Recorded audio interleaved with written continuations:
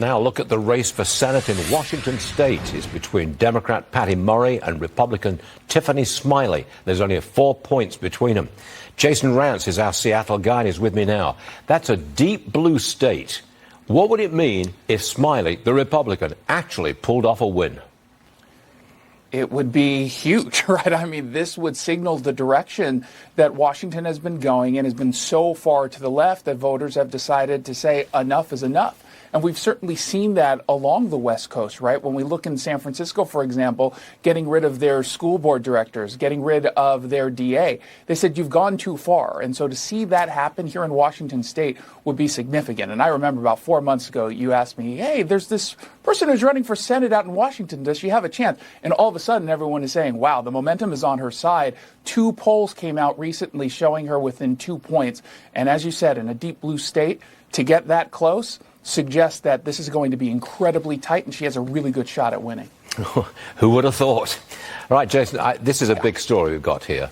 You've got the story on the cartel bringing in illegal migrants to America and starting a drug ring. Is this the story about 1,000 pounds of meth?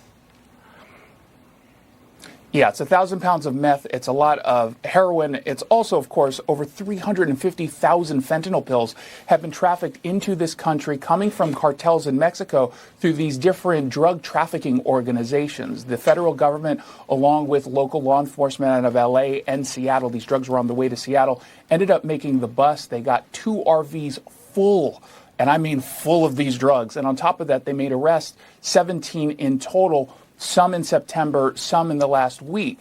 And what I was able to find out through my sources, at least 6 of those who were arrested are in this country illegally.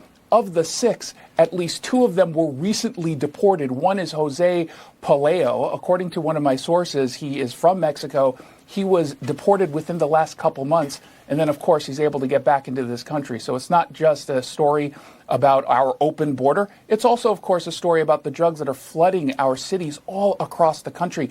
And we're seeing a huge surge in deaths, not just with fentanyl, but also with meth. It's coming from the cartels, and no one seems to be doing anything about it from the Biden administration. Close our borders. Well, one has to believe that if you've got this cartel operation on the West Coast, take 1,000 pounds of meth all the way up, thousands of miles up to Washington state, there have to be similar cartel-run drug rings in other parts of the country, supplying this poison all over the place. There's got to be more than this. Absolutely, Stuart.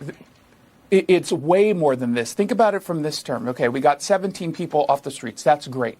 There are hundreds more just like them in King County alone. And so you're absolutely correct. We're seeing this happen all across the country.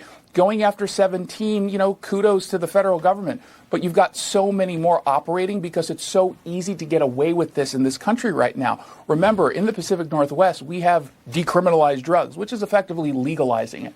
When you think about all the cities that refuse to prosecute on drug laws, well, these are easy targets for the cartels. Good Lord. Jason Rantz, I'm glad you exposed all this for us. It's good stuff. Jason, we'll see you again soon. Quick check of the market.